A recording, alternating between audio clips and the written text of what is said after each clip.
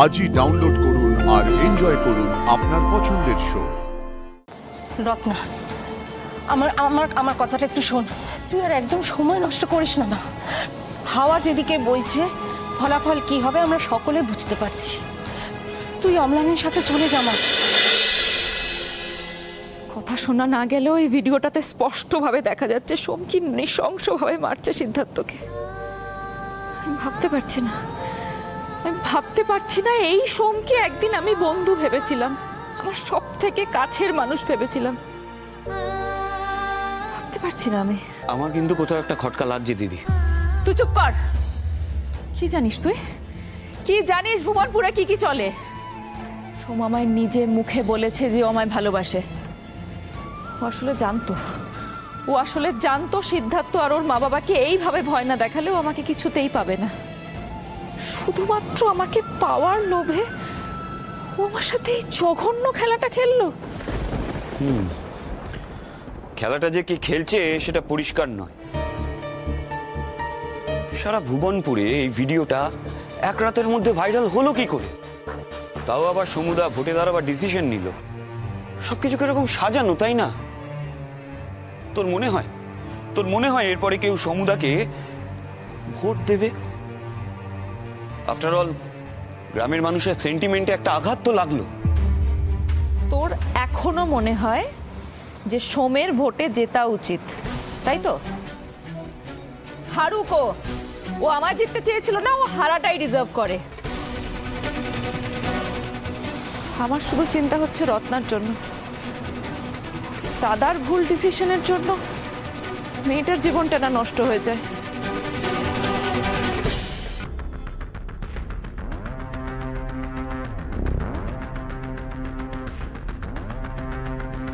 তোরে বলেছিলাম না সাঁতার না জেনে জলে নামতে নেই।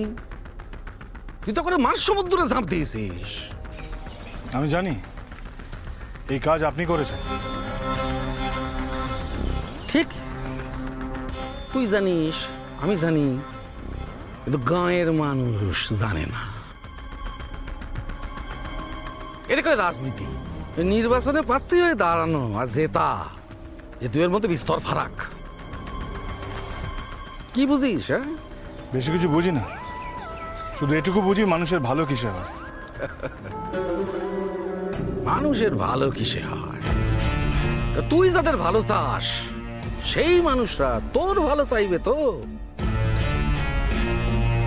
মানে তোরে ভোটে জেতাবে তো। হ্যাঁ, ভুবনপুর গাঁয়ের মেয়েদের রক্ষাকর্তা প্রতাপটারে তুই ভরা বাজারে পিটিয়েছিস। এখন সেই মেয়েরা তোর দিকে ফিরে চাইবে তো। গাঁয়ের মেয়ের বিয়ের ভাঙচি করেছিস, হ্যাঁ, কেউ তোরে ক্ষমা করবে না, এই ভোটে আমি।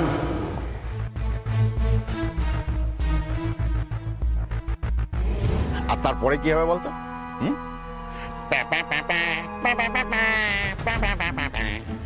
তোর বোন রত্না, তার সঙ্গে আমার বিয়ে। এবার ভোটে জিতবে কে? বলি এবার ভোটে জিতবে কে?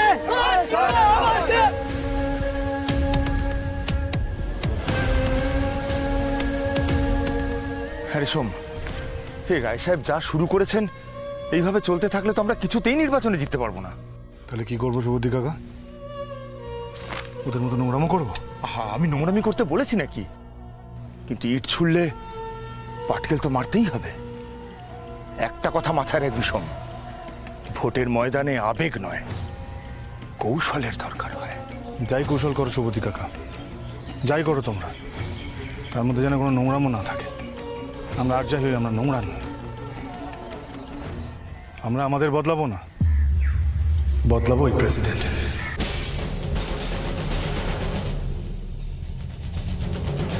আমার মাথায় না একটা বুদ্ধি এসেছে। বুদ্ধি? শোন,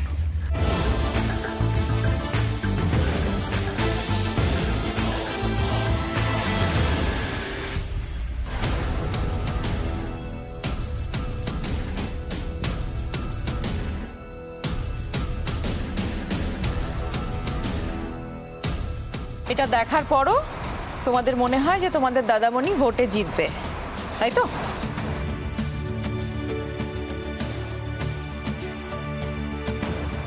পার্বতী দি, একটা ভিডিও দেখে কেন সবাই দাদামণিকে দোষ দেবে? আর ভিডিওটা তো মাঝখান থেকে শুরু হয়েছে, তার মানে নিশ্চয়ই এর আগে কিছু না কিছু একটা হয়েছে। আর সকলে তো কিছু বলছেও না। রিমলি, তোকে হাজারবার বারণ করেছি বড়দের মাঝখানে কথা না বলতে। সর্দি ভাই, দাদামণি যদি কাউকে মারে তার পিছনে নিশ্চয়ই কোনো না কোনো একটা কারণ তো অবশ্যই থাকবে। রিমলি, তুমি এখনো অনেক ছোট, সবটার কি কারণ তোমাকে বুঝিয়ে বলা আমার পক্ষে সম্ভব নয়। শুধু একটা কথা জেনে রাখো, অনেক সময় অনেক ভালো মানুষ লোভের জন্য পাপের পথে চলে যায়। আর সোম তো কোনো দেবতা নয়, একজন রক্ত মাংসের মানুষ।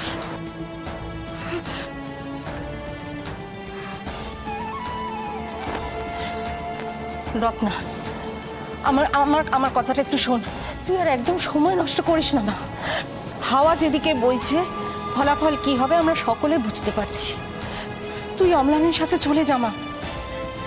পার্বতীর জীবনটা যাতে নষ্ট না হয়, আমি কিন্তু ওকেও একইভাবে শাখাপলা হাতে দিয়ে এখান থেকে চলে যেতে বলেছিলাম।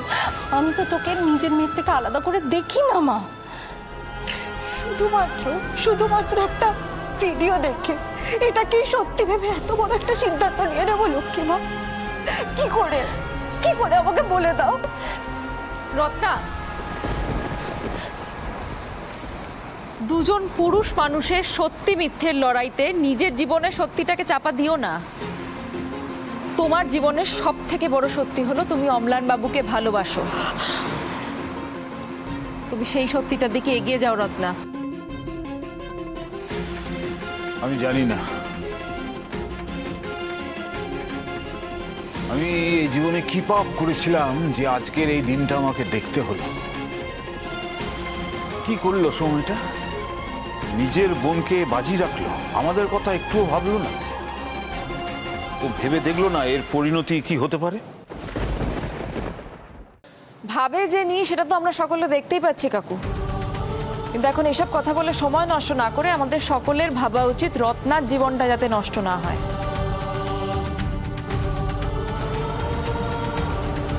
রত্না, পার্বতী কিন্তু ঠিক কথা বলছে, তুই এখান থেকে চলে যা।